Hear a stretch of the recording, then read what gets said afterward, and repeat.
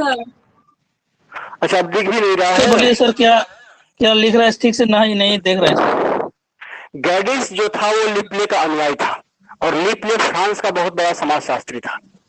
ठीक है, ये अपने मतलब कि लिपले जो है, सॉरी, गैडिस जो है अपने गुरु लिपले को बहुत मानता था। उसके सम्मान में उसने स्कॉटलैंड में लिपले सोसाइटी की स्थापना की थी, गुरु के सम्मान में। इसी तरह से कन्वर्सेशन शब्द जो है ये लिपले ने ही दिया था। कन्वर्सेशन का मतलब होता है सन्नगर, और सन्नगर ऐसे नगर को कहते हैं जिसमें सैकड़ों नगर, बृहत आकार वाले सैकड़ों नगर शामिल हुए, उस क्षेत्र को हम सन्नगर कहते हैं। लिपले जो है अपने गुरु के सम्मान में लिपले सोसाइटी की स्थापना करने के साथ ही साथ प्लेस वर्क एंड फैमिली का भी नारा दिया था। ठीक है, अब जा रही है आवाज?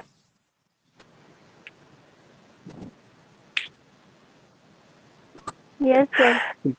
गैडिस जो है यह ब्रिटिश प्रादेशिक अध्ययन, ब्रिटिश प्रादेशिक अध्ययन, प्रादेशिक सर्वेक्षण,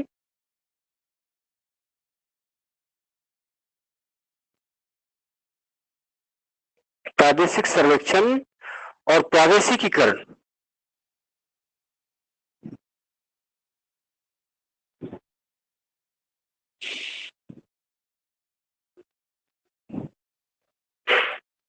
तथा व्यवहारिक भूगोल का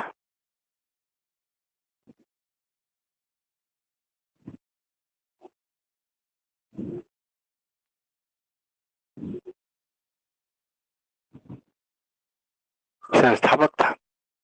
तो ब्रिटेन ने इसने भी कम बड़ा काम नहीं किया था।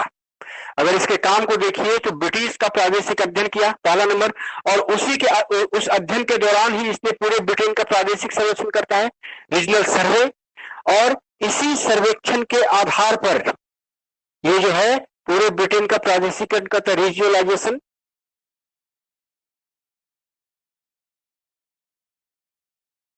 प्रादेशिकीकरण करता है। ठीक है, और व्यवहारिक भूगोल का संस्थापक भी है ब्रिटेन में। ठीक है, ब्रिटेन में व्यवहारिक भूगोल को स्थापित करता है गैडिस। ठीक है, तो ये था गैडिस। अब इसके बाद आ जाइए, ये लिख लिया,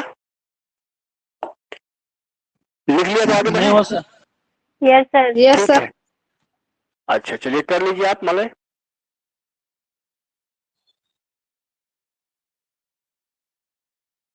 तुम लोगों की संख्या नहीं बढ़ रही है जी, 19 और 20 सब आ रहे हैं। रोज मैं देखता हूँ 20 हो गए हैं सर। अभी 20 हुए हैं, इसके पहले 18 में थका था, 16 में 18 में जा रहा था। हाँ सर। तो और देखो इन लोगों को बताओ कि देखो रेगुलर क्लास करोगे तभी कुछ संभव है, बिना क्लास किए बिना मेहनत किए क्या कहते हैं कि ये पीजीटी इतने सस्ते में ना मिलेगा। पिछली बार तुम लोग देखे हो कि कितना उतना मेहनत करने के बाद भी कुछ अंक के लिए बहुत लोग छूट गए थे, कुछ अंक से छूट गए थे। अगर थोड़ा सा मेहनत कर लिए होते, 2-4 दिन या 2 घंटा ज्यादा पढ़ लिए होते रोज के दर से, तो शायद आज सफल होते। तो कोई ज्यादा दिन की बात नहीं है, 3 से 4 महीने के बाद वो एग्जाम ले लेगा, हमको जहां तक पता है। ठीक है, अगर धांधली ना हो तो, लेकिन तैयारियां करोगे तब ना होगा जी। तो मिटाता हूं अब।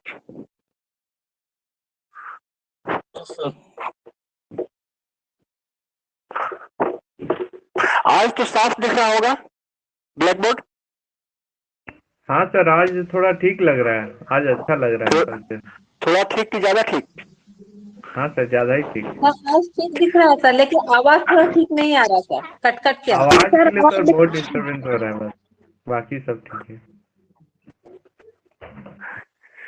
आवाज को मैं भी ठीक नहीं कर सकता हूँ। ठीक है, आवाज को मैं भी ठीक नहीं कर सकता हूँ क्योंकि ये नेटवर्क की प्रॉब्लम है। ठीक है, मैं देख रहा हूँ कि कभी कभी मेरा ही स्क्रीन मतलब कि ऑन ऑफ हो रहा है नेटवर्क के चलते। ठीक है, तो आकाश में बादल रहेंगे तो ये चीज रहेगी, तो कोई बात नहीं, इसीलिए मैं लिख के पढ़ा रहा हूँ कि कुछ छूटने के चांसेस न रहे। हाँ, तो अगले मेरे जो भूगोल बेटा है ब्रिटेन के वो है चिसोल। नाम सुना है? चिसोल जो थे ये ब्रिटेन में founder of commercial geography, Britain में फाउंडर ऑफ कॉमर्शियल ज्योग्राफी, यानी कि ब्रिटेन में व्यावसायिक भूगोल के संस्थापक कह सकते हैं चिसोल्म को। ठीक है। दूसरी बात कि इन्होंने एक ही किताब लिखी थी, हैंडबुक ऑफ कॉमर्शियल ज्योग्राफी, रचना हैंडबुक ऑफ कॉमर्शियल ज्योग्राफी।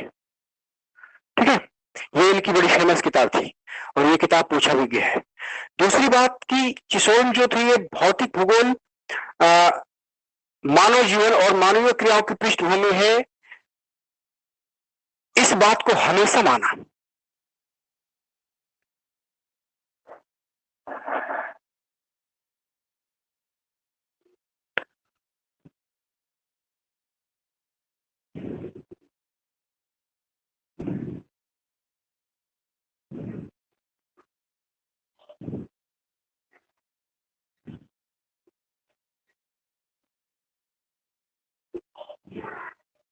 ये हमेशा कहता था कि भौतिक भूगोल जो है मानव जीवन और मानवीय क्रियाओं की पृष्ठभूमि है।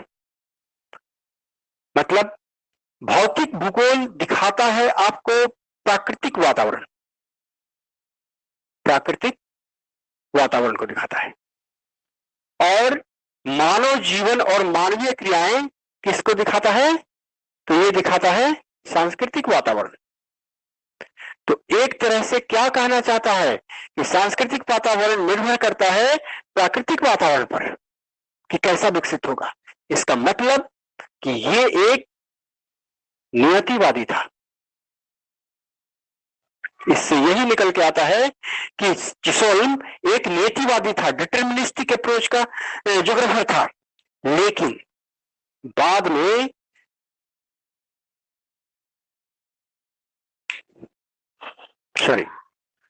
नहीं, बाद में नीतिवादी हो जाता है। भौतिक भूगोल मानव जीवन की पृष्ठभूमि, अच्छा, यानी कि सांस्कृतिक वातावरण का प्रभाव इस पर पड़ता है। ठीक है, इसलिए यह बाद में कहता है कि नीतिवादी हो गए। ये एक संभववादी विचारधारा था। प्रारंभ में संभववादी भूगोलवेत्ता था, लेकिन आगे चलकर ये नीतिवादी हो गया। और ये क्वेश्चन पूछता है कि निम्न में से कौन सा भूगोलवेत्ता आगे चलकर नीतिवादी हो जाता है? और नीतिवादी नहीं, ये नव निश्चयवादी हो जाता है, क्योंकि दोनों के कॉन्सेप्ट को बराबर रखा था। नव नीतिवादी या नव निश्चयवादी कहिए। आगे हम देखेंगे नव निश्चयवाद किसने दिया था। ठीक है, ये आपने नाम सुना होगा। आगे चलकर ये नव निश्चयवादी हो जाता है। इसकी किताब मैंने लिखाया है चिसोल्म है ना, वो कहाँ में पढ़ा? सर ये बुक तो डेडली स्टाम का भी था क्या? हैंडबुक ऑफ ये कॉमर्शियल बुक डेडली, देखो कल लिखाया है क्या डेडली स्टाम? Yes sir. क्या लिखाया है? सर सेम नेम है sir, handbook of commercial geography. हाँ तो होगा, हो सकता है, कोई बड़ी बात नहीं है। ठीक है, लेकिन दूसरी बात की इसमें व्यावसायिक कमर्शियल ज्योग्राफी की किताब होगी, लेकिन ये बात और भी लिखता है कि फादर ऑफ कमर्शियल ज्योग्राफी, भूगोल में ये व्यावसायिक भूगोल के पिता थे, व्यावसायिक भूगोल की स्थापना के जनक माने जाते हैं। ठीक है, तो बिल्कुल सही है, हैंडबुक ऑफ कमर्शियल ज्योग्राफी उन्होंने भी लिखा होगा, इन्होंने भी लिखा होगा। ठीक है, ये कोई बड़ी बात नहीं है। तो एक्चुअली हमें एक ज्यादा पढ़ा दिया हूँ चिसोल्म के बारे में, बस इतना ही था। ठीक है, हैंडबुक ऑफ कमर्शियल ज्योग्राफी तक ठीक है। इसके बाद ये लाइन गलती से इनमें लिखी थी, इसको हटा दो। संभववादी थे, भूगोल में संभववादी विचारक थे, ये निश्चयवादी नहीं होते। ठीक है, इतना ही सही है। ये लिख लिया है आप लोगों ने? एक्चुअली हमें चिसोल्म की जगह पे बुल्ड्रिज याद रह गए थे। ठीक है, ये सारी लिख लिए है ना? आवाज नहीं आ रही, मेरे ख्याल से लिख लिए होंगे। Yes sir. अब कौन करोगे?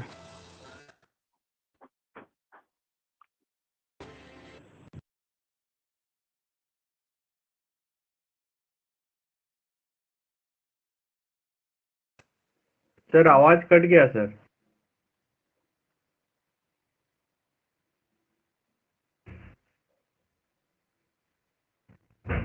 सर आवाज कट गया आपका। कुछ नहीं दिखा दे रहा है सर।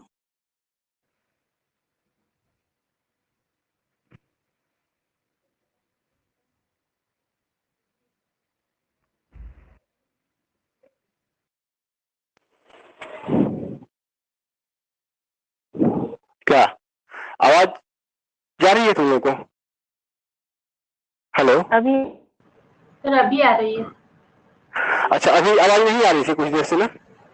नहीं सर, बहुत देर तक नहीं आ रहा था बिल्कुल भी। एक्चुअली बीच में एक कॉल आ गई थी, तो वो लोगों में से किसी की थी, ठीक है?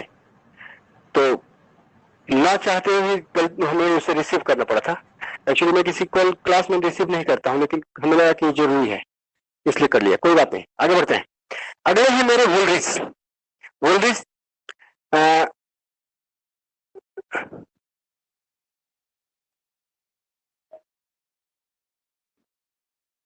Sydney William Wooldridge, SW Sidney William Wooldridge, ठीक है?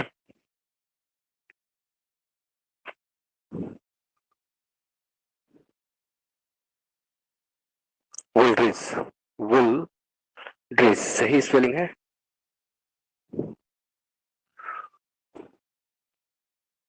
वोल्ड्रिस, ठीक है? SW वोल्ड्रिस। वोल्ड्रिस जो है, यही एक ऐसा भूगोलवेत्ता है ब्रिटेन में जिन्होंने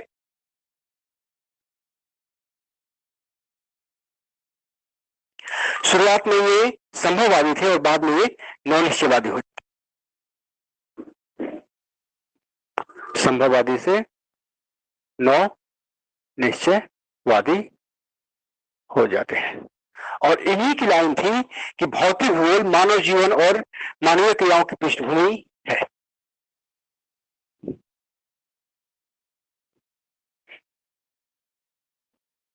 मानव जीवन तथा मानवीय क्रियाओं की पृष्ठभूमि है। इन्हीं की लाइन थी। वो लाइन वहां हम गलती से इसमें चिसल वाले में लिख गई थी। और ये ऐसे भूगोलवेत्ता हैं जो शुरुआत में संभववादी थे, बाद में निश्चयवादी हो जाते हैं। अब इसकी रचनाओं थे ना सर? नहीं, चिसोल नहीं थे। चिसोल में वो गलती से उसमें लिख गया था, मैंने बाद में मिटा दिया था और बताया भी था, ठीक है? तो इसलिए वो सिर्फ उसको संभववादी थे। हाँ, केवल संभववादी थे। इनकी एक बहुत प्रसिद्ध रचना है the spirit and purpose of geography. रचना की बात करें, ठीक है? द स्पिरिट एंड पर्पस, ठीक है, of geography. Spirit and purpose of geography इनकी बहुत प्रसिद्ध रचना है। इसके बाद फिजिकल बेसिस ऑफ ज्योग्राफी इन्होंने लिखा।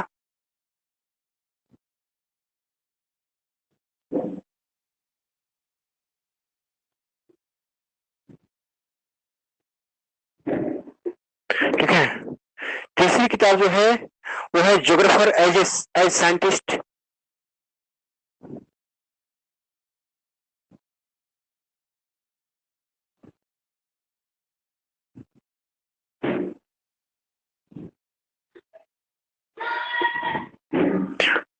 चौथी जो किताब है वो था outline of geomorphology, the physical basis of geography.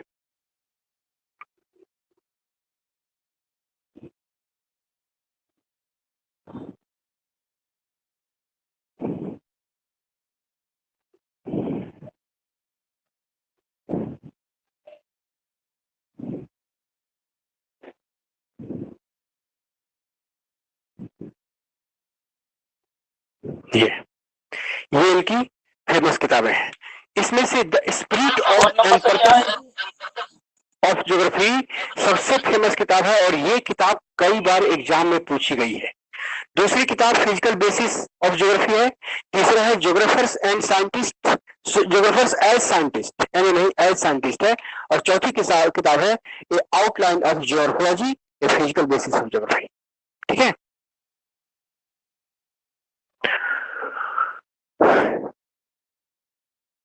ये हो गया।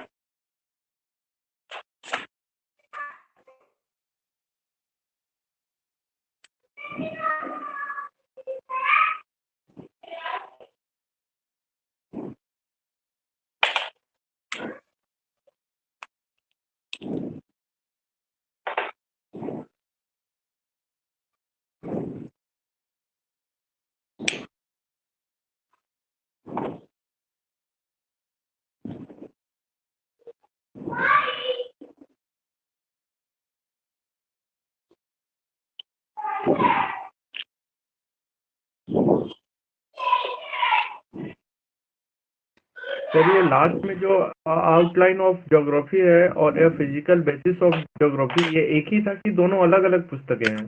दोनों अलग अलग थी। ठीक है, इसमें आउटलाइन ऑफ जियोलॉजी लिखा हुआ है, then a physical basis of geography, और यहाँ केवल फिजिकल बेसिस ऑफ ज्योग्राफी था।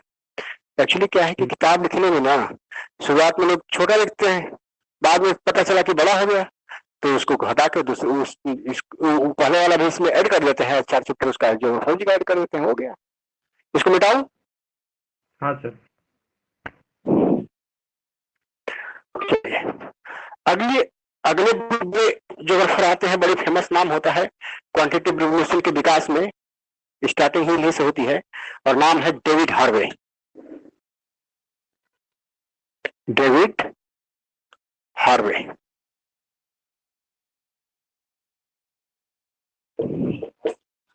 ठीक है, डेविड हार्वे जो है ये थे तो ब्रिटेन से, लेकिन रहते थे अमेरिका में, और अमेरिका में ही प्रोफेसर थे। ठीक है, खास करके क्लार्क यूनिवर्सिटी। ये जाने जाते हैं मार्क्सिस्ट ज्योग्राफर के रूप में, मार्क्सवादी भूगोलवेत्ता के रूप में जाने जाते हैं। पहला नंबर मार्क्सवादी भूगोलवेत्ता, मार्क्सिस्ट ज्योग्राफर के रूप में। दूसरा, इनको जाना जाता है मात्रात्मक क्रांति के लिए, मात्रात्मक क्रांति, क्वांटिटेटिव रिवोल्यूशन इन ज्योग्राफी के लिए जाना जाता है। तीसरी बात कि इनको जाना जाता है क्रिटिकल ज्योग्राफी के लिए, आलोचनात्मक भूगोल के संस्थापक, क्रिटिकल ज्योग्राफी के लिए जाना जाता है। इसके अलावा इनको जाना जाता है राइट टू द सिटी,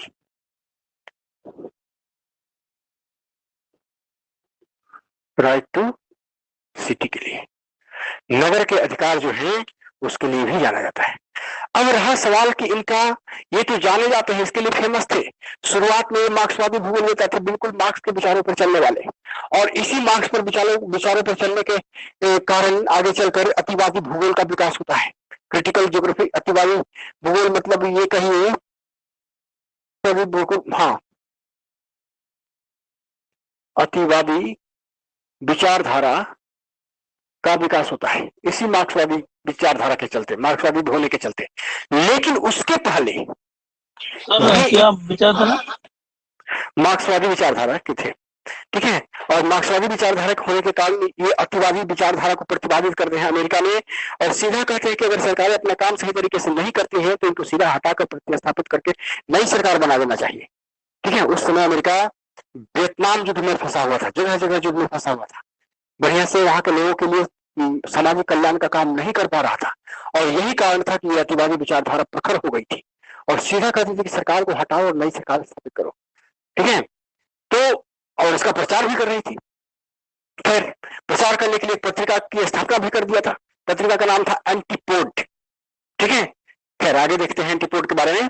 ठीक है, एंटीपोड लिख ही लो, नाम आ गया है तो। सर ये राइट टू एंटीपोड सिटी क्या है?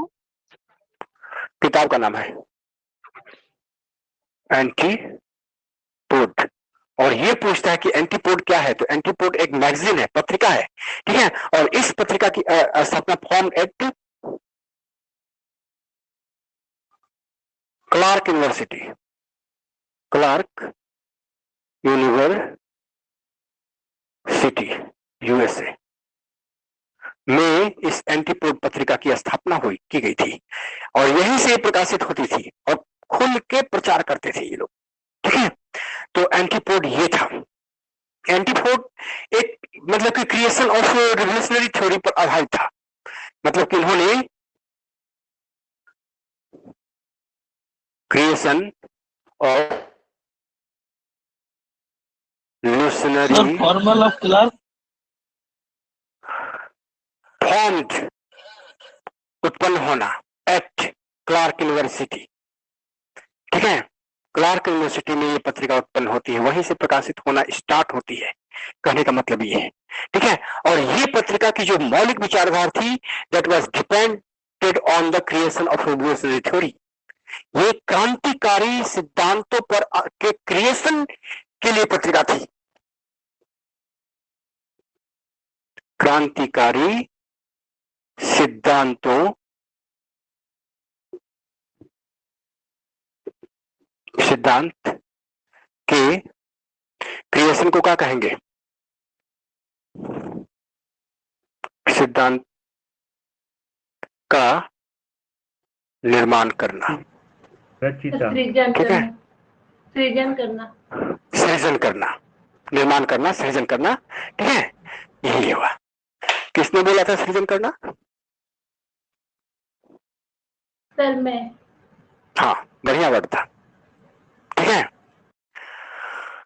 तो क्रांतिकारी सिद्धांतों का निर्माण करना इस पत्रिका का काम था, और यही कारण है कि आज भी ज्योग्राफी में इस मैगजीन के बारे में जरूर पूछा जाता है कि एंटीपोड क्या था।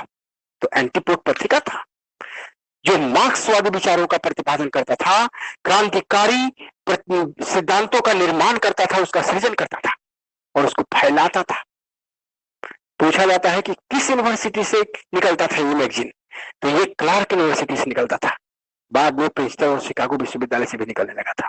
इसके प्रतिपादक कौन थे? तो डेविड हार्वे। ये नाम भूलिएगा मत, ये हार्वे क्वेश्चन देगा जरूर। ठीक है, क्योंकि हार्वे भूगोल की विचारधारा के बदलाव में बहुत बड़ी भूमिका निभाए। सबसे पहले ये बंदा एक साथ किसी एक के साथ रहा ही नहीं। शुरुआत में जब भूगोल में विचारधारा बदलने की बात हो रही थी, तो हॉटसन शेफर्ड विवाद के बाद जब मात्रात्मक क्रांति का प्रारंभ होता है भूगोल में, तो उस मात्रात्मक क्रांति को बढ़ावा देने में भी अग्रणी भूगोलवेत्ता ही थे। इनके साथ चोर्ले और हैगेट मिल जाते हैं, ब्रिटेन वाले जो लाके। ठीक है, हैगेट तो वहीं अमेरिका में चले गए, चोर्ले ब्रिटेन वाले आ जाते हैं, फिजिक्स और मैथमेटिक्स लगा के पूरा मॉडल्स बना देना, हर एक्टिविटी को, सारे सिद्धांत को मॉडल्स पे एनालाइज कर देना, यही उनका काम था। जब मात्रात्मक क्रांति का दौर भूगोल में समाप्त हो जाता है 50 और 60 का दशक, तब ये हार्वे उतरते हैं अतिवादी विचारधारा पे। अतिवादी विचारधारा मार्क्सवादी विचारधारा से प्रेरित थी, और मार्क्सवादी विचारधारा इसी रिवोल्यूशनरी थ्योरीज का निर्माण करती थी, और इसका निर्माण करने के लिए मैगजीन इन्होंने स्थापित किया था, बनाया था, स्थापना की थी।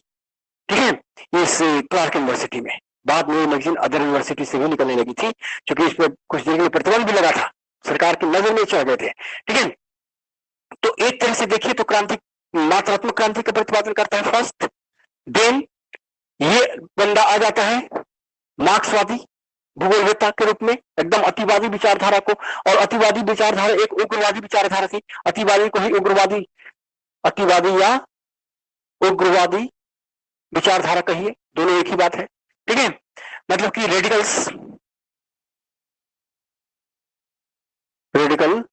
Approach in geography, radical approach in geography के भी प्रतिपादक हार्वे है, और जितना क्रांति में नहीं किया था उससे कहीं ज्यादा काम रेडिकल अप्रोच को बढ़ावा देने में इन्होंने कर दिया।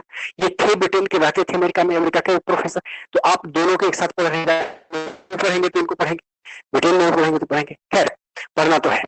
इसके बाद आलोचनात्मक भूगोल, भूगोल के जो भी क्या कहते हैं कि सिद्धांत जो आ रहे थे उसके बाद उसकी आलोचना करना में उतर गए थे।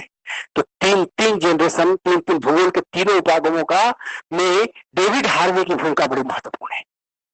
यही कारण है कि आज के कॉम्पिटेटिव एग्जाम में डेविड हार्वे बहुत पूछे जाते हैं। इसलिए थोड़ा इस चैप्टर को बढ़िया से याद रखिएगा, अभी बहुत कुछ बाकी है इनमें। ठीक है, सबसे बड़ा कंट्रीब्यूशन की अगर बात करें, योगदान, ठीक है, तो इनका सबसे बड़ा जो योगदान है वो था special science and positivist theory.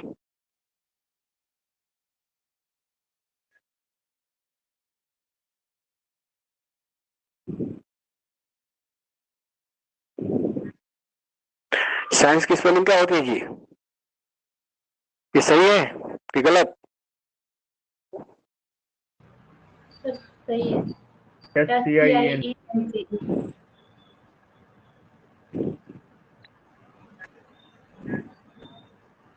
Special science है SCIE। SCIE होता है जी। जी सर, ये बात में होता है। SCIE। तुम लोग तो सर सही मेरा गलत करवा देंगे। SCIENC। और कहीं तो ऐसा नहीं लिख दिया है, सही कर लेना। SCIENC होता है। ठीक है, तो क्या मैं बोल रहा था कि स्पेशल साइंस, स्थानिक विज्ञान और पॉजिटिविस्ट थ्योरी के को मतलब कि आने में, लाने में, भूगोल में लाने में इन्होंने बहुत बड़ी भूमिका निभाई थी। पॉजिटिविस्ट समझते हो?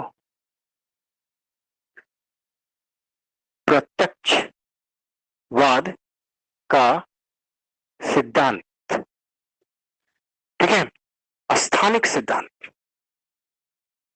स्थानिक विज्ञान व प्रत्यक्षवाद का सिद्धांत, इस दोनों को लाने में बड़ी भूमिका निभाई थी। ये थोड़ी चर्चा का विषय है। जब हॉटसन सेफर का विवाद हुआ तो सेफर ने कहा कि, हॉटसन से कहा कि ये जो एरियल डिफरेंशिएशन की आप बात करते हैं, क्षेत्रीय विभाजन को लाने के लिए भूगोल में क्या कर लिया है, आज तक कौन सिद्धांत का निर्माण किया है? आप बराबर कहते हैं क्षेत्र के आधार पर जगह मतलब अलग अलग क्षेत्रों का अध्ययन आप कर लेंगे, उसकी विभिन्नताओं का अध्ययन कर लेंगे, तो क्या भूगोल में कौन सा सिद्धांत सर ये वाला क्लिप कर रखा सर, इस पे नीचे वाला सर। अरे अच्छा नहीं आ रहा है। पहले सुनो, ठीक है।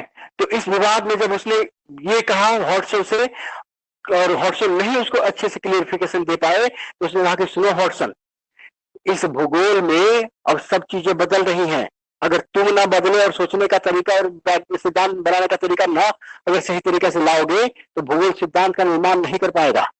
ठीक है, द्वितीय विश्व युद्ध के बाद ये विवाद हुआ था, और उसने कहा कि स्पेशल ऑर्गेनाइजेशन की व्याख्या करने का सिद्धांत अपनाइए, सब कुछ करने एकदम मतलब कि नियम उठाइए, सब कुछ सारे सिद्धांत बनते चले जाएंगे। स्पेशल ऑर्गेनाइजेशन मतलब किसी भी एक छोटे क्षेत्र में जितने संगठन है उसके किस तरह से अंतर संबंध विकसित हुए हैं, किस तरह से संगठन विकसित हुआ है, किस तरह की क्रियाएं विकसित है, और उसके विकसित होने में उसके प्राकृतिक क्षेत्र का यानी भौगोलिक क्षेत्र का भौगोलिक है, इसको बताइए इस तरह से, तब जाके भूगोल विकसित होगा। और अंतिम में बहुत सारे लोगों ने इस विवाद में सेफर का साथ दिया। ठीक है, और तब आता है स्थानिक विज्ञान। ये वही स्थानिक विज्ञान है जिसकी चर्चा सेफर ने की थी, जिसकी वकालत सेफर ने की थी, और ये वही प्रत्यक्षवाद है जिसको हम्बोल्ट ने शुरुआत किया था। हम्बोल्ट पहले प्राचीन भूगोलवेताओं ने भी इसकी शुरुआत की थी कि प्रत्यक्ष रूप से देखो, तुम्हारी इंद्रियां अगर उसको अनुभव करती है तो समझो कि ये सही है, और अगर अनुभव नहीं करती है तो समझ लो सही नहीं है। फ्रांसीसी दार्शनिक अगस्त काम्टे ने भूगोल में इस प्रत्यक्षवाद के सिद्धांत को लाया था, और जब लोग इसको पढ़े, जाने और इसकी व्याख्या से प्रभावित हुए, तब कहीं जाकर भूगोल में भी इस प्रत्यक्षवाद को लेकर आया गया। ठीक है, तो प्रत्यक्षवाद के सिद्धांत को जब लाया गया, तभी इस सिद्धांत के आधार पर क्वांटिटेटिव अप्रोच का विकास भूगोल में हो पाया। अगर प्रत्यक्षवाद नहीं आता तो भूगोल में मात्रात्मक क्रांति भी नहीं आती। अब पूछो क्या पूछ रहे थे? मलय, आंसर नहीं आ रहा है तुम्हारा? आवाज जा रही है मेरी? Yes sir. हाँ बोलो, क्या पूछ रहे थे? तुम्हारी आवाज नहीं आ रही है, लगता है नेटवर्क प्रॉब्लम है तुम्हारे यहाँ। खैर, इसको मैं मिटा रहा हूं। तुम लोगों का मोबाइल में दिख रहा है तो स्क्रीनशॉट ले लो, बाद में ग्रुप में डाल देना।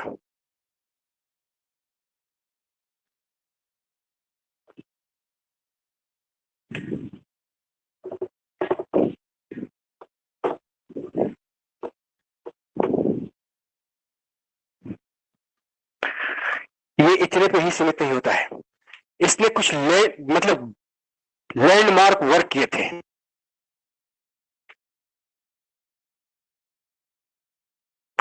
डेविड हार्वे,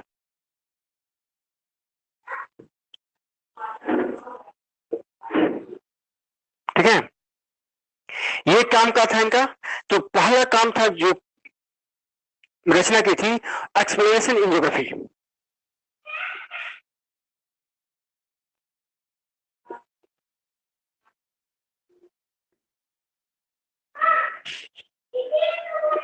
ठीक है, एक्सप्लेनेशन इन,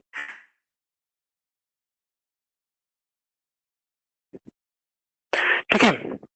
इसके बाद एक्सप्लेनेशन इन ज्योग्राफी में इन्होंने व्याख्या की, इस चीज का वर्णन किया था खास करके कि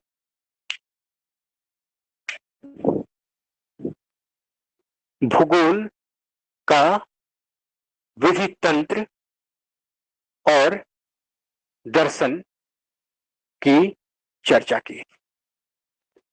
इस किताब में इन्होंने भूगोल के विधि तंत्र और दर्शन की चर्चा की थी, और यही कारण है कि पूरे विश्व में किताब बहुत प्रसिद्ध हुई।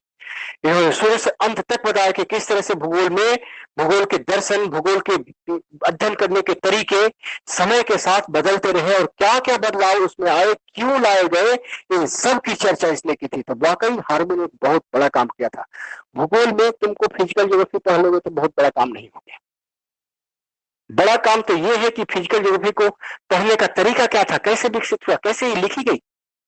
अभी तो तुम लोग पीजी और पीजी किए हो, रिसर्च किए नहीं हो। जब रिसर्च करने जाओगे तो तुमको यही तरीका ही बताया जाएगा कि कैसे अध्ययन करना है क्षेत्र विशेष का। इसलिए जब तक हायर एजुकेशन नहीं लोगे तुम, खास करके पीएचडी नहीं करते हो भूगोल में, तब तक तुम भूगोल को जान नहीं पाते हो। ठीक है, यही कारण है कि हमको पीजी और यूजी में ना समझ में आता है कि विधि तंत्र क्या है और इसका फिलोसफी क्या है। तो हमें भी उम्मीद है कि मैं जितना बोल रहा हूं बहुत कुछ समझ में नहीं आएगा तुम्हारे, क्योंकि तुम उस दौर से गुजरे ही नहीं हो। अगर इसको समझना है तो पीएचडी करना होगा। पीएचडी में अभी तो 1 साल का कोर्स ही कर दिया है, रिसर्च मेथोडोलॉजी।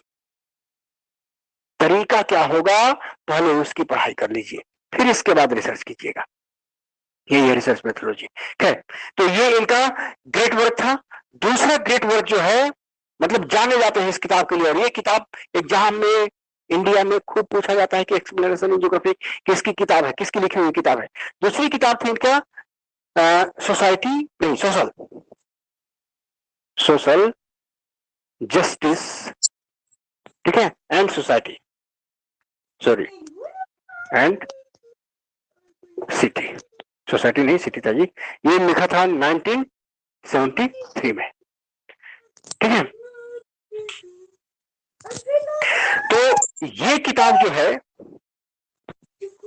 इसलिए लिखा था, हाँ, जब इन्होंने अमेरिका में मात्रात्मक क्रांति का दौर समाप्त हो जाता है, अमेरिकी सरकार बेहतर तरीके से नागरिकों को उसकी सुविधाएं नहीं दे पाती है, तब भूगोल के अंतर्गत अमेरिका में अतिवादी भौगोलिक विचारधारा का विकास होता है, रेडिकल अप्रोच का विकास होता है।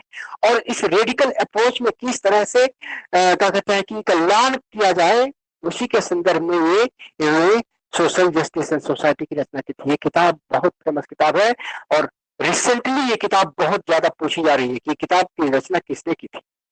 तो मैंने 2 चीजें बताया था कि ये किताब की रचना डेविड हार्वे ने की थी, ये भी बताया था कि ये किताब की रचना क्यों की थी, क्योंकि उस समय अमेरिका में अतिवादी भूगोल विचारधारा का बहुत ज्यादा प्रचार प्रसार चल रहा था। ठीक है, सरकार को बदलने की बात चल रही थी। इसके अलावा सर ईयर 1973 है ना?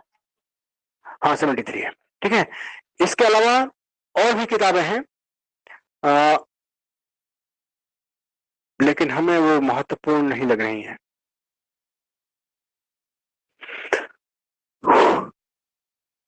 खैर छोड़िए, तो यही तक रहने दिए इनको, डेविड हार्वे को।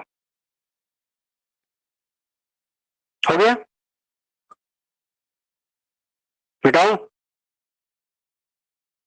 Yes sir. Yes sir.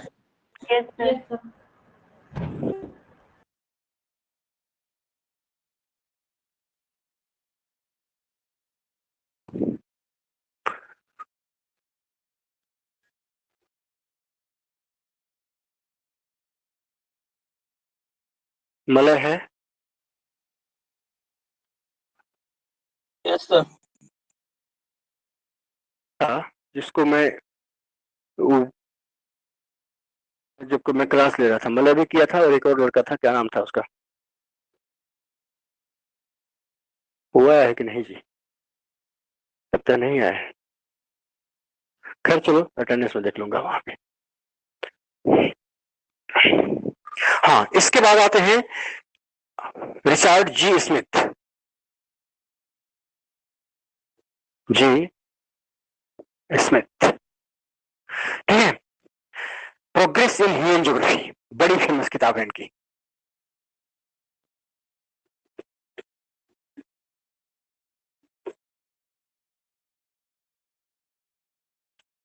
Year था 2003, मतलब अभी कुछ दिन पहले की ही किताब है, ठीक है। और ये किताब पूछा गया है एग्जाम में, जियोपॉलिटिक्स।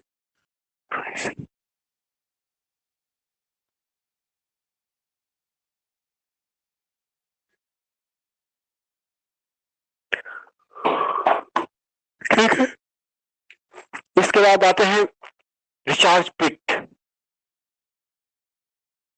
रिचर्ड पिट,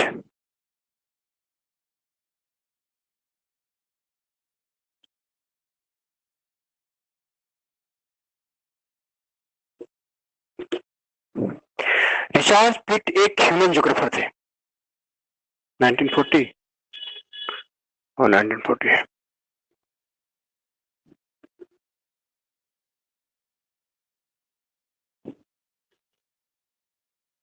मानववाद, मानव भूगोलवेत्ता थे, ठीक है। इनकी प्रसिद्ध 2-3 किताबें हैं। पहला है radicals geography,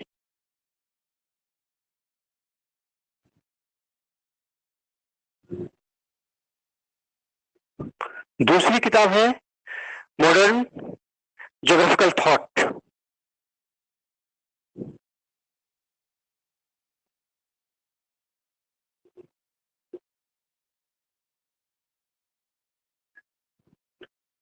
modern geographical thought.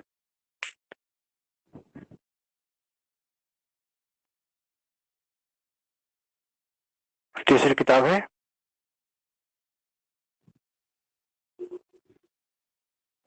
New models in geography, ठीक है।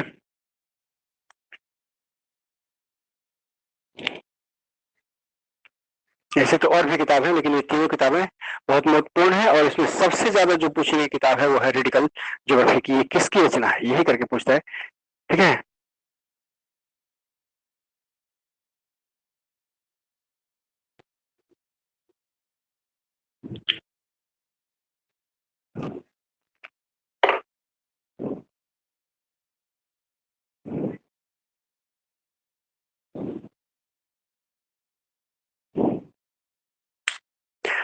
हो गया, तो आगे बढ़े। हाँ, कुछ जान लीजिए। रिचर्ड पिट जो थे एक मानव भूगोलवेत्ता थे, और रेडिकल ज्योग्राफी लिखने का इनका सबसे बड़ा मकसद जो था, ये सबसे महत्वपूर्ण किताब का नाम है इनका, जो कई बार एग्जाम में पूछ चुका है, ठीक है। ऐसे एक किताब है, कई बार एग्जाम में पूछा है, लेकिन रेडिकल ज्योग्राफी इससे कहीं ज्यादा पूछा गया है। अब रहा सवाल कि रेडिकल ज्योग्राफी क्यों ज्यादा पूछा गया है, तो भूगोल के विकास के दौरान अमेरिका में मैंने बताया कि मात्रात्मक क्रांति के बाद आपका व्यवहारात्मक और मानववादी अप्रोचेस चालू होते हैं। लेकिन अमेरिका में ठीक व्यवहारात्मक क्रांति जब चल रही थी, उसी समय सरकार के रवैये को देखा गया कि नागरिकों को उसकी पूरी सुविधाएं नहीं दे पा रहा है, और तब हर जगह पे इसका विरोध होना स्टार्ट हुआ। उसी समय एंटीपोड पत्रिका भी चली थी, और ये एंटीपोड पत्रिका इसी रेडिकल अप्रोच को, इसी अतिवादी उपागम को, इसी उग्र सुधारवादी उपागम को बढ़ाने में सबसे ज्यादा भूमिका निभाई, और इसी पर इन्होंने किताब लिखी थी। पीट इसमें बहुत बड़े भूमिका निभाने वाले पीट भी बहुत बड़े भूगोलवेत्ता थे, ठीक है।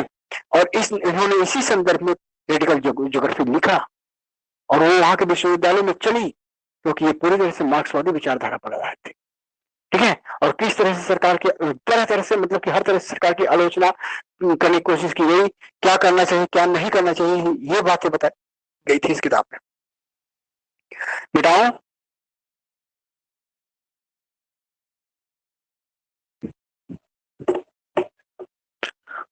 चलिए आगे बढ़ते हैं। अगला है मेरा, कहाँ चला गया जी, रिचर्ड पीट, अच्छा ये तो हो गया है। रॉन जॉन्स्टन, रॉन जॉन्स्टन, ठीक है, ये 1941 में पैदा हुए थे। और रॉन जॉन्स्टन जाने जाते हैं, इनकी एक बड़ी फेमस किताब है जियोग्राफी एंड जियोग्राफर्स।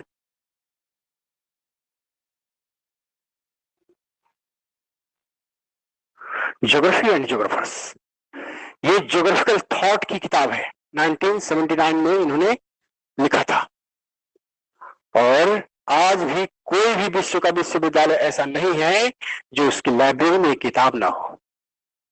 इस किताब में शुरू से लेकर आधुनिक दशक तक सभी लोगों ने किस तरह से भूगोल के विधि तंत्र का विकास किया था, यही बताया गया है।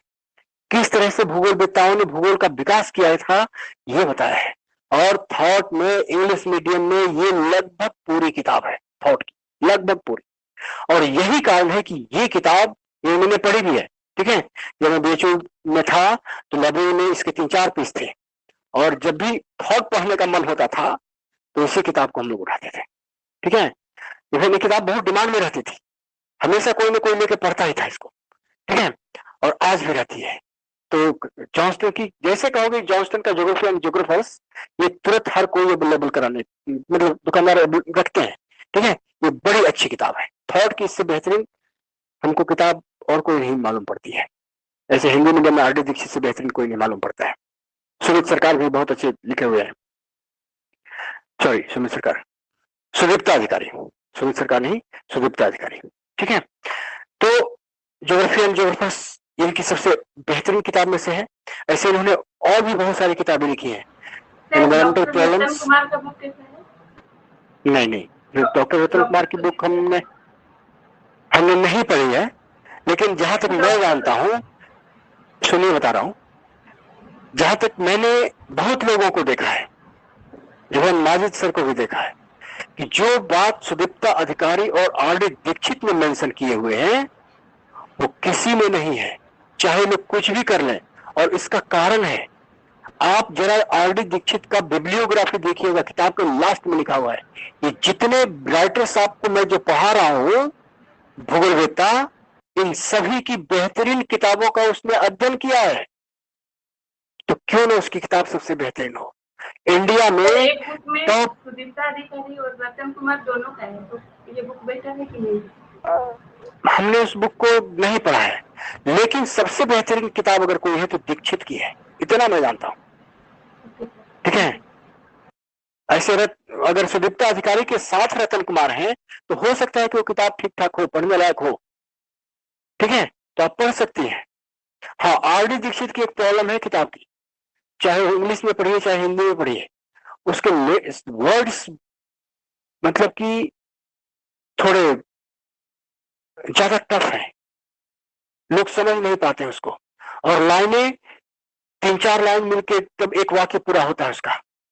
तो अगर आपको अपनी अंतर्दृष्टि कमजोर है, मतलब उस वर्ड्स के मल्टी मीनिंग समझने में आपको दिक्कत होती है, तब तो दीक्षित की किताब आपके लिए नहीं अच्छी होगी, तब सुदीप्ता अधिकारी की किताब अच्छी होगी। सुदीप्ता अधिकारी इंग्लिश मीडियम में लिखती है, जहां तक मुझे मालूम है, वो उनकी किताब शायद हिंदी मीडियम में नहीं है। ये रतन कुमार के साथ हिंदी मीडियम है क्या उनकी? हिंदी में है तो रतन कुमार के साथ किया होंगे, लेकिन अकेले उनकी किताब जो है सुदीप्ता अधिकारी की, पटना यूनिवर्सिटी की है, ठीक है। ये इंग्लिश मीडियम में है उनकी किताब उस समय की। हाँ, तो ये किताब ऐसे अच्छी है, आप पढ़ सकते हैं। हाँ सर, हम लोग को आपकी क्लास के अलावा और कौन कौन से मतलब बुक फॉलो करना चाहिए क्रैक के लिए? ये तो आपने बढ़िया क्या पूछ लिया। और देखिए, हमको तो चूंकि पढ़ाना है, चूंकि मुझे पढ़ाना है तो अच्छा। दूसरी बात कि मेरा अनुभव कई साल का,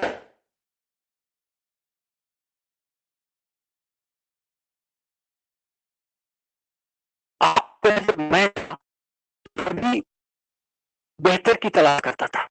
पढ़ते पढ़ाते अब पता क्या था और हम पढ़ क्या रहे थे।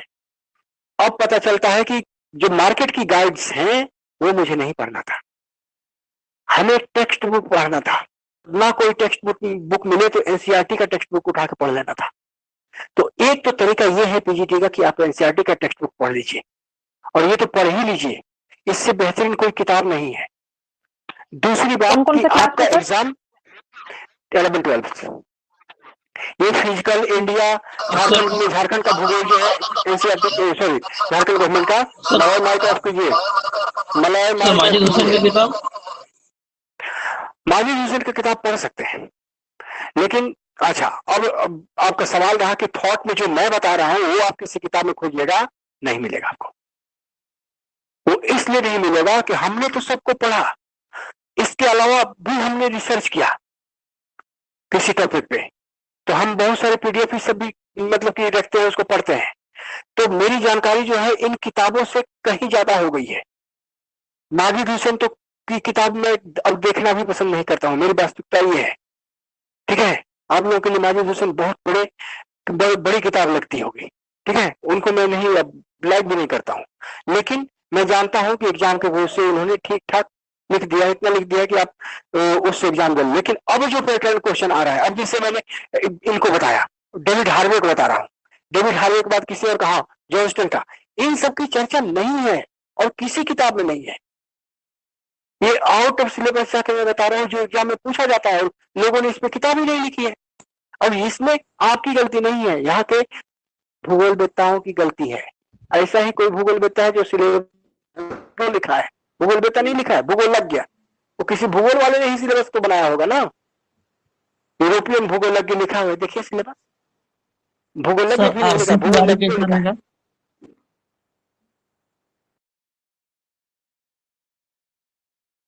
इंडिया के लिए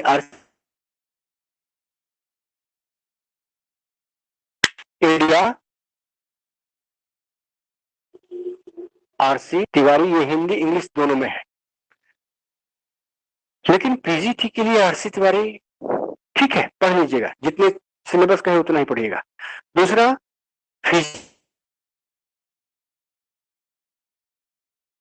ठीक है, जियोमॉर्फोलॉजी की जहां तक बात है, फिजिकल ज्योग्राफी की बात है, तो ये आप इंडिया आरसी तिवारी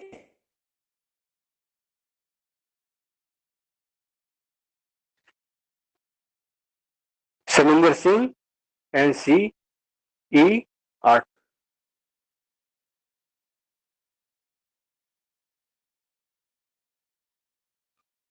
ये मैंने खुद एक जो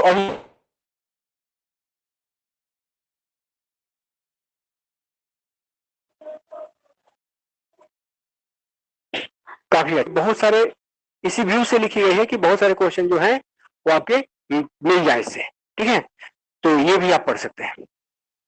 दूसरी बात की, हाँ ये पढ़ सकते हैं। इसके बाद है आप थॉट में आपका RD दीक्षित, ठीक है।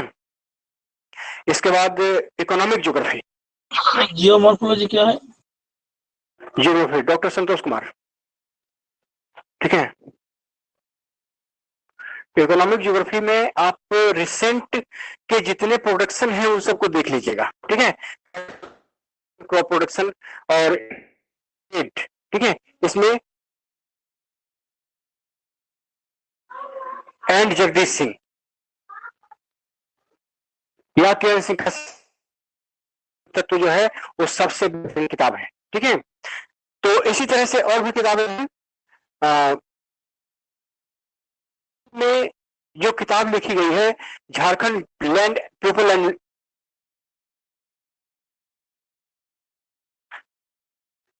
झारखंड लैंड एंड पीपल, ये सिन्हा एंड सिन्हा की है, सिन्हा,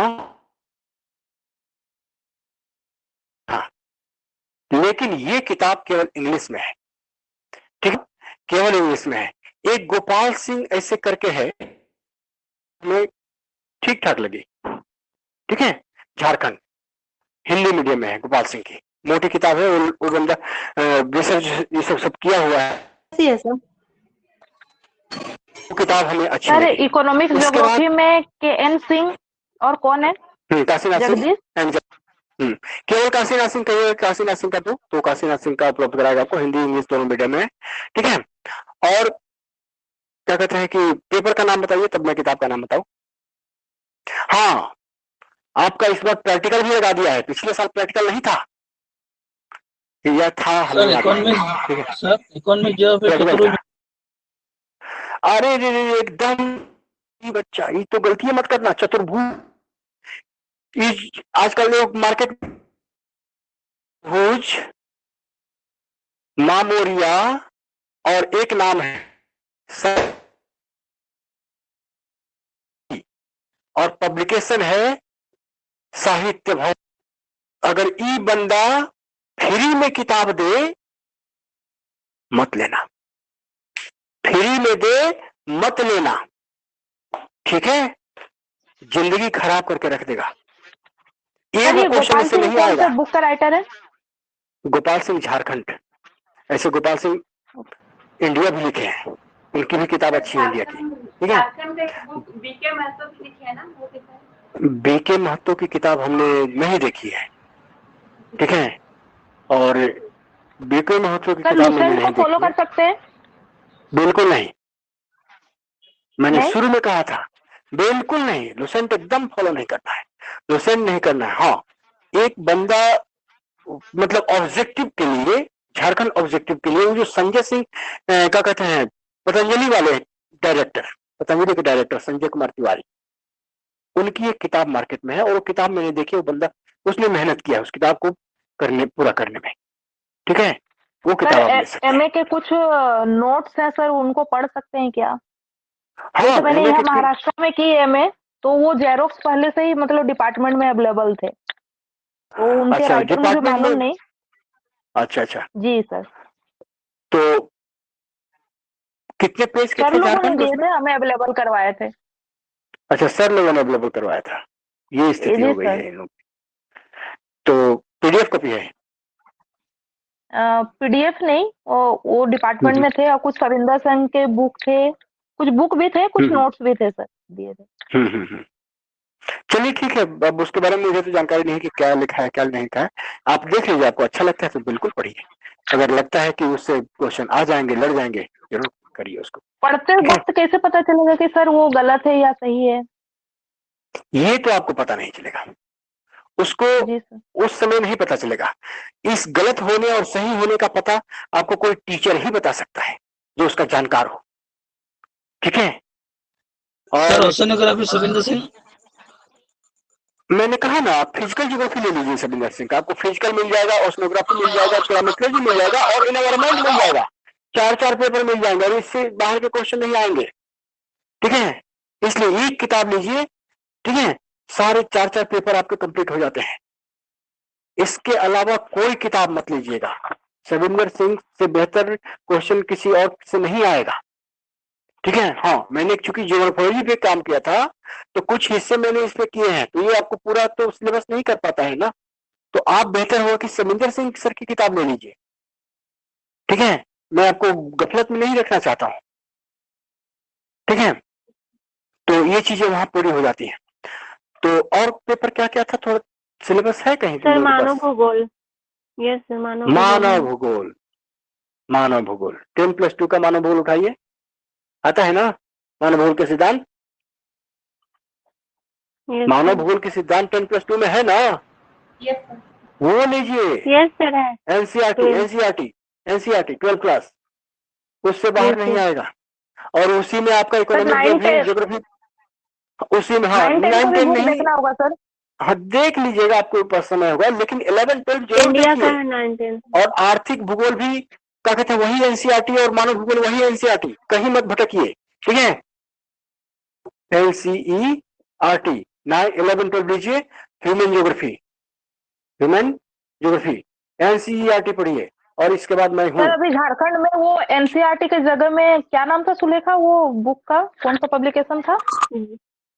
JCERT था सर। उनका चल रहा है सर। हाँ किसका? नहीं सर, 9th-10th में, 11th-12th में एनसीईआरटी ही है। जैसी झारखंड को एनसीईआरटी ही है, झारखंड गवर्नमेंट के द्वारा पब्लिश होती है, ठीक है। सर डी खुल्लर की किताब कैसा है? डी खुल्लर की किताब ठीक है। कौन सी किताब आप कह रहे हैं? सर डी खुल्लर का मेरे 2 किताब है सर, भारत का कौन भूगोल कौन? वाली, फिजिकल। वैसे ज्योग्राफी थॉट फॉर सब दिया है सर। डी खुल्लर ने इतना ज्यादा करके बता दिया है कि लड़का क्या पढ़े और क्या ना पढ़े समझ में ना आता है। आपको मैं कह रहा हूं कि एनसीईआरटी से बाहर मत भटकिए, और चूंकि आप मेरी क्लास में हैं तो मुझे पता है, या मुझे ये दायित्व मेरा है कि आपको क्वेश्चन क्या पूछा जाएगा ये बताना। आप केवल एनसीईआरटी कीजिए ना, आप उतने कर लीजिए, 10 बार पढ़िए एनसीईआरटी। 10 किताब एक एक बार मत पढ़िए, लेकिन एक एनसीईआरटी उठाइए और 10 बार पढ़िए, ठीक है। आप छोड़ दीजिए, सबको छोड़ दीजिए, किसी को नहीं पढ़ना है, ये सब हटा दीजिए। ये आरसी तिवारी हटाइए, फिजिकल ज्योग्राफी सविंदर सिंह हटाइए, या फिजिकल ज्योग्राफी सविंदर सिंह का खाली रख लीजिए। इंडिया एनसीईआरटी उठाइए, ठीक है। फिजिकल ज्योग्राफी ये भी एनसीईआरटी सविंदर सिंह रखिए। इसके बाद थॉट में आरडी दीक्षित, थॉट में आप किसी को मत पढ़िए, जितना मैं लिखा दिया हूँ पढ़ा दिया हूँ तो वही काफी है। हम बोल रहे हैं सर एनसीईआरटी की 11-12 का 2 किताब तो मिलेगा ना, और मिलेगा? बहुत किताबें हैं एनसीईआरटी में, इंडिया है, फिजिकल है, पर्यावरणवाद है, मानव भूगोल है, आर्थिक भूगोल है, ठीक है। ये सारी चीजें हैं, और ये सारी सिलेबस कवर कर देती हैं, थॉट नहीं कवर करती हैं एनसीईआरटी।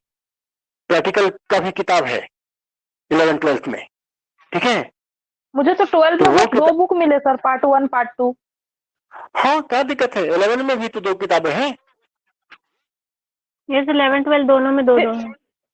हाँ, तो 4 किताबें हो गई, और 4 से ज्यादा सिलेबस भी नहीं है थॉट को छोड़ के, कि है कुछ। अच्छा। सेटलमेंट है, ठीक है, यस सेटलमेंट सर, है, वस्ती भूगोल ट्रांसपोर्ट सेटलमेंट। ज्योग्राफी सिलेबस है। और तो आप घबराइए मत, वो बहुत ज्यादा क्वेश्चन उन सबसे नहीं आता है, 2-4 को क्वेश्चन आ गया बहुत है, ठीक है।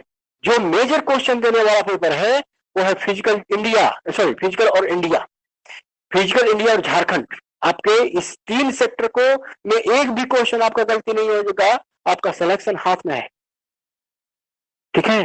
तो स्ट्रेटेजी इसमें 3 में से कोई गलत क्वेश्चन ना हो, कोई क्वेश्चन का आंसर गलत ना हो। फिजिकल, इंडिया और झारखंड। फिजिकल कहने का मतलब हुआ physical, climatology, oceanography and environment. अब समझ में आया फिजिकल, ये 4, और इंडिया, और क्या कहते हैं कि तो आपको कोई क्वेश्चन छूटना नहीं चाहिए। ये सब कर लेते हैं, झारखंड कर लेते हैं, तो फिर यहीं पर आप इस एग्जाम को क्रॉस कर लेते हैं, क्रैक कर लेते हैं।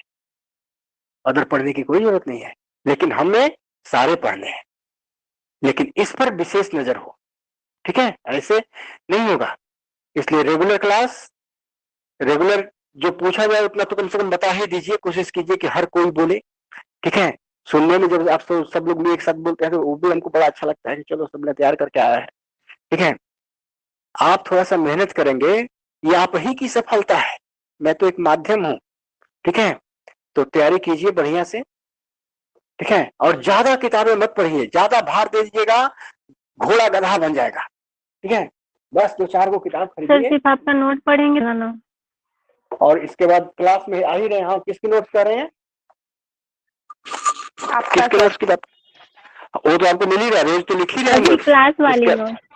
हाँ, यस तो पीडीएफ भी मिल जाएगा आपको, ठीक है। तब किताब की जरूरत शायद जरूरत ही नहीं रह जाए। तो जॉन्स्टन, ये आपका ज्योग्राफी एंड ज्योग्राफर्स की सबसे फेमस किताब है, ज्योग्राफी ऑफ इलेक्शन। टाइम क्या हो रहा है? ये भी इनकी किताब है जो चर्चा में रही थी, सिटी एंड सोसाइटी। इसके बाद था आपका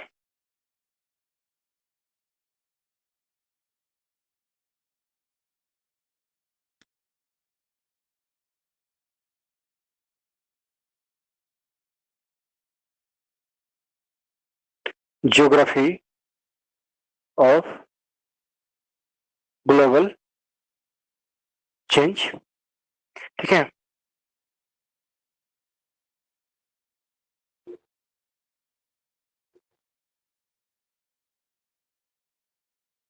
और था एनवायरमेंटल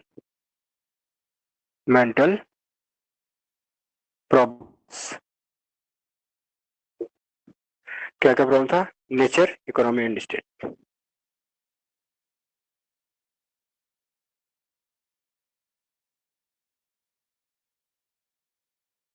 ये तो ये किताबें भी काफी चर्चा में रही थी, लेकिन ये किताब जो आप देख रहे हैं ऊपर वाली सबसे, ज्योग्राफी एंड ज्योग्राफर्स, बहुत कमाल की किताब है। ठीक है, इसके बाद आते हैं स्कॉट। टाइम क्या हो रहा है? 7 हो गया क्या जी? नहीं सर, 9:15 सर। 7 सर। 7 हो रहा है। चलो स्कॉट तब कर लेंगे। स्कॉट के बाद और क्या है? पीटर टेलर है। अरे राम, अभी तो और भी बहुत सारे लोग हैं। वेच के स्पेट भी है। तो ये हो गया, लिख लिया? जॉनस्टन को पूरा कर लिया आप लोगों यस ने? सर। Yes sir. अरे तो यस सर। चलिए, तो अगला है मेरा। छोड़ दीजिए, लास्ट लाइन छोड़ दीजिए सर। और तो मिट गया। लास्ट लाइन क्या था? लास्ट लाइन था environmental problems, nature, nature, economy economics and state. And state. इसके बाद है एलन स्कॉट। एलन स्कॉट, नाम सुना है कि नहीं सुना है जी?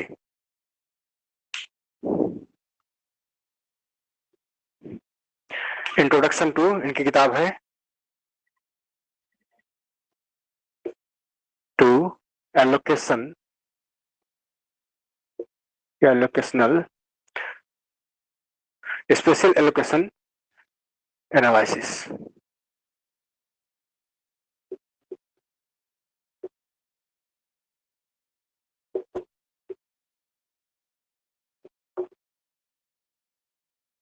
Analysis, introduction to spatial allocation analysis, ये किताब थी। दूसरी किताब थी cultural economic of the city,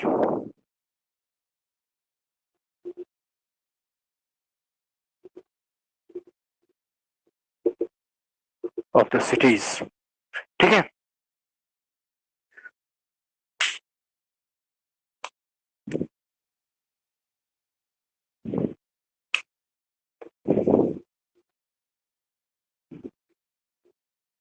metropolis. अच्छा, मेट्रोपोलिस।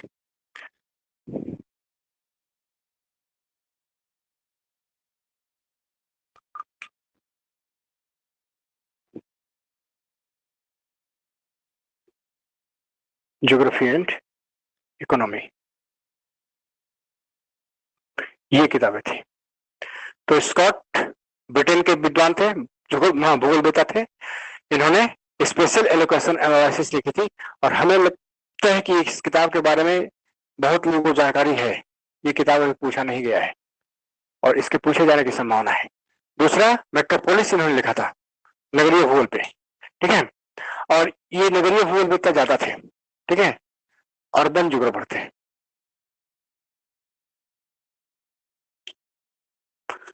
तो इस किताब के पूछे जाने की संभावना है, हो सकता है ना भी पूछे। मिटाऊं इसको?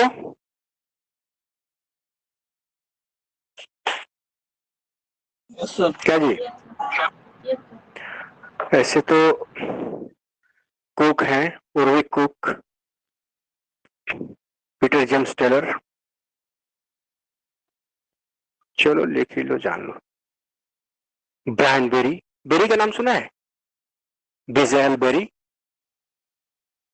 बेरी का नाम नहीं सुना है? No PG sir. में मात्रात्मक क्रांति पढ़े और बेरी का नाम ना सुने?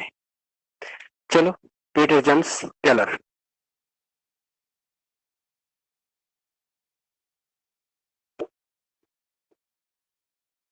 पीटर जेम्स टेलर, ये एक पॉलिटिकल, राजनीतिक भूगोलवेत्ता थे।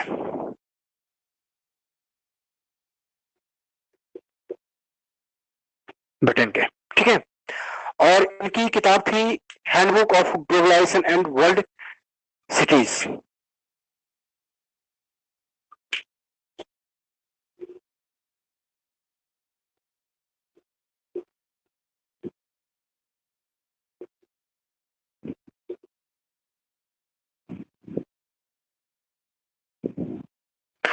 Handbook of globalisation and world cities, ये इनकी फेमस किताब थी।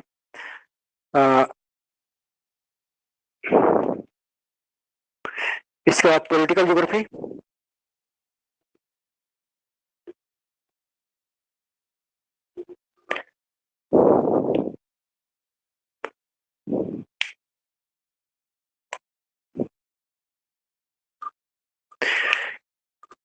जेम्स टेलर आते हैं रोनाल्ड उर्विक कुक।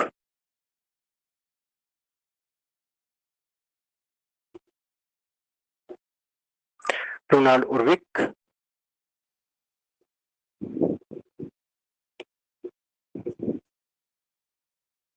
कुक का नाम भी नहीं सुना होगा,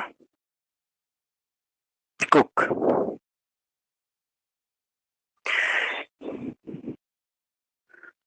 ये professor of geography and geomorphology, ये भूगोलवेत्ता और भूविज्ञानवेत्ता दोनों थे। इनकी बहुत प्रसिद्ध किताब है डेजर्ट ज्योग्राफी। डेजर्ट ज्योग्राफी नहीं, जियोमॉर्फोलॉजी या मॉर्फोलॉजी ऑफ डेजर्ट। दूसरी किताब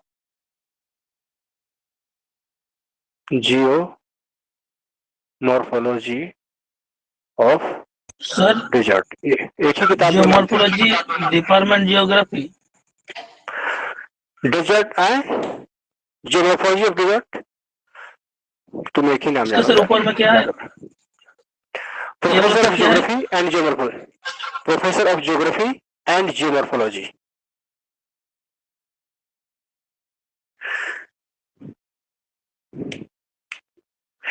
तीसरे हैं लिंडा मैकडोवेल। लिंडा मैकडोवेल, ये ब्रिटेन के ही थे। और लिंडा मैकडोवेल की किताब है जेंडर आइडेंटिटी एंड प्लेस।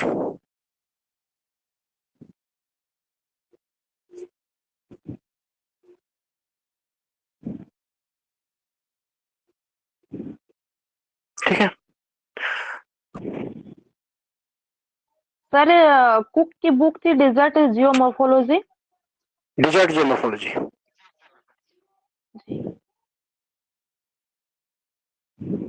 ठीक है।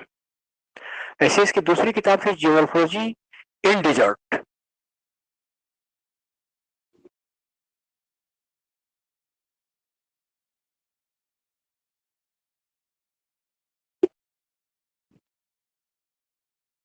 ठीक है, ये दोनों नाम सुनने में एक लगता है लेकिन एक है नहीं, थोड़ा सोच के देखना।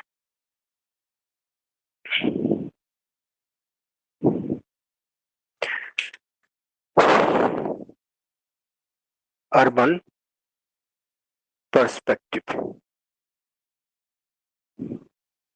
ये भी एक किताब है, तो ये लिख लिया।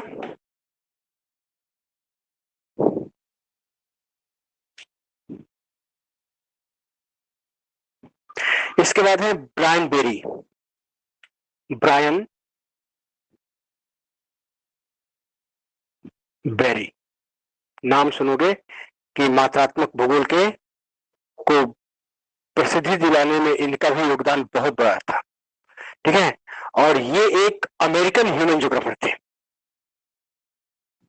अमेरिकी मानव भूगोल वेत्ता। दूसरी बात कि क्वांटिटेटिव सिटी एंड रीजनल, ये जो थे अमेरिकन मानव भूगोल वेत्ता थे, और इन्होंने इनको जाना जाता है सिटी एंड रीजनल प्लानर के रूप में। शहर और प्रदेश के नियोजन करता थे, प्लानर थे। सर रीजनल प्लानर में क्या है इसमें? Regional planner, city and regional planner थे। मात्रात्मक क्रांति के विकास में योगदान, काफी बड़ा योगदान दिया था। ठीक है सर डॉयल क्या थे? MC dial. मैकडोवेल, मैकडोवेल है कि मैकडोनल्ड है? मैकडोवेल ही है, सर सही वो है। क्या थे? मैकडोवेल ह्यूमन ज्योग्राफर थे, मानव भूगोलवेत्ता थे, ठीक है। और खास करके इन्होंने अर्बन में भी काम किया था, और जेंडर आइडेंटिटी एंड प्लेस इनकी बहुत फेमस किताब है, ठीक है। जेंडर आइडेंटिटी एंड प्लेस इनकी बहुत प्रसिद्ध किताब है। इसके बाद ऊपर से मिटा दें,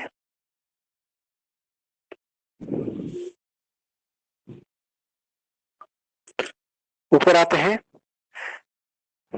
सेकंड लास्ट, ऑस्कार हरमैन क्रिश्चियन स्पेट। स्पेट का नाम सुना है जी? क्या लिखते हैं? OHK स्पेट लिखते हो ना? ये OHK का मतलब क्या है? तो O for Oscar, H for हरमैन,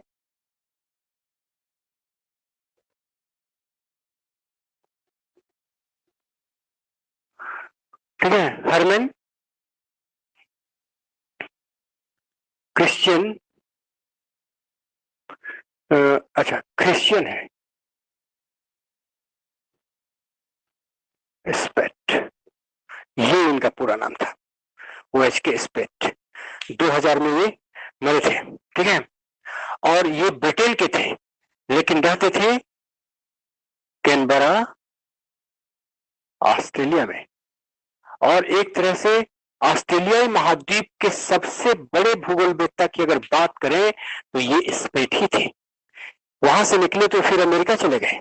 इनके फादर ब्रिटेन से गए थे ऑस्ट्रेलिया में काम के कारण, ब्रिटेन वाले मतलब ब्रिटेन से थे और ऑस्ट्रेलिया में चूंकि जाके बस गए थे काम के कारण, ये वही पैदा हुए, पढ़े लिखे, ऑस्ट्रेलिया पैसिफिक के सबसे बड़े भूगोलवेत्ता थे।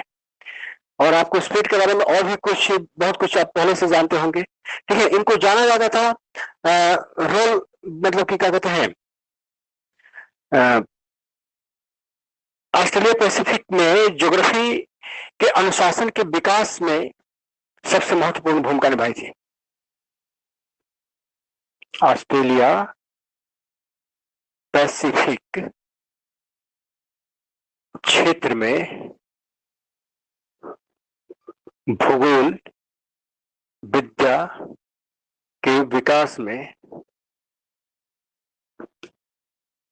सबसे महत्वपूर्ण भूमिका निभाई OHK स्पेट, ठीक है।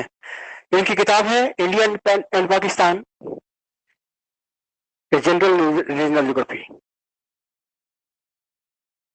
India and Pakistan a general regional geography, ये किताब मेरे पास है, ठीक है। दूसरा है ऑस्ट्रेलिया,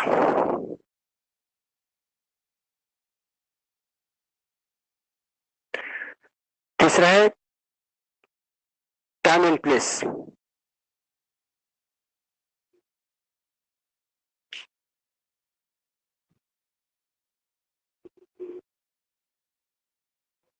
टाइम एंड प्लेस।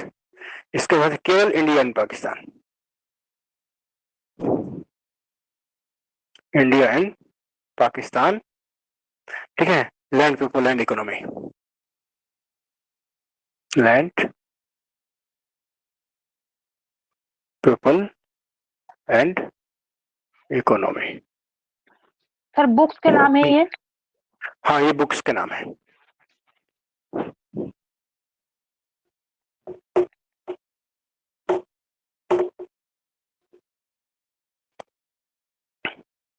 इसके बाद आते हैं PM रॉक्सबी,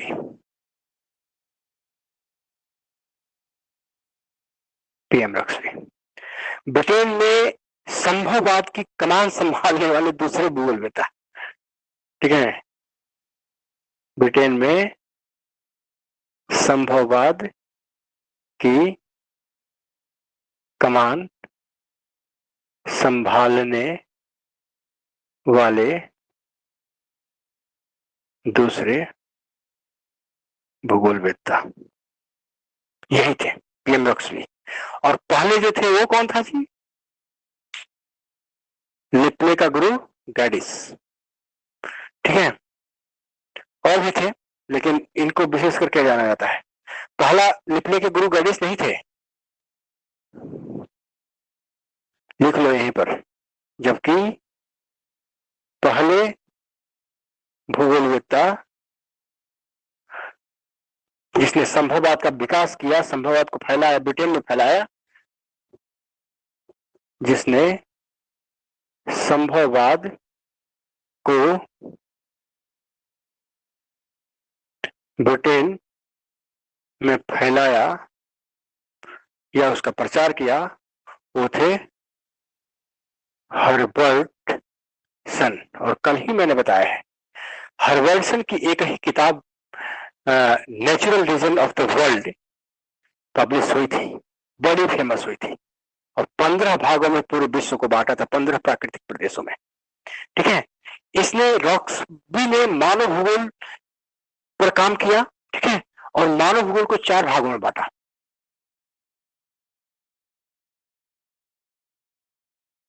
को 4 भागों में बांटा। कौन कौन है 4 भाग? तो पहला है आपका जनजातीय भूगोल, जनजातीय भूगोल। दूसरा है मानव भूगोल, ठीक है। तीसरा है, सॉरी, जनजातीय भूगोल, इसके बाद मानव भूगोल को ही तो बांटा था। मानव भूगोल कहां से? सामाजिक भूगोल का, सामाजिक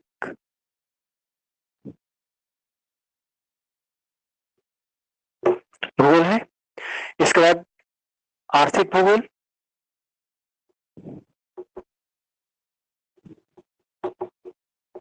इसके बाद राजनीतिक भूगोल। 4 भागों में बांटा था मानव भूगोल को।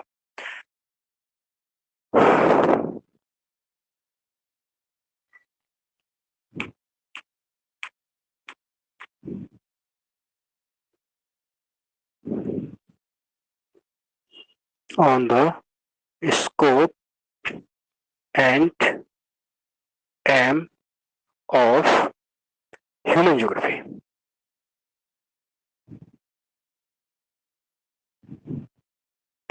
ये इसकी फेमस किताब थी। तो ब्रिटेन का अध्याय आज यहीं पे समाप्त होता है, ठीक है। सर ये मानव भूगोल को 4 भागों में बांटा, ये रॉक्सबी ने बांटा था? हाँ, रॉक्सबी ने बांटा था, ठीक है। तुम्हें कोई संदेह हो तो डिस्कस कर सकते हो।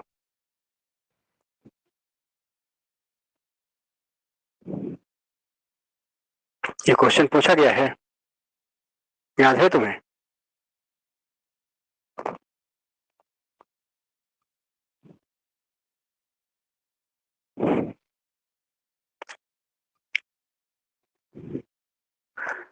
तो आज का चैप्टर हो गया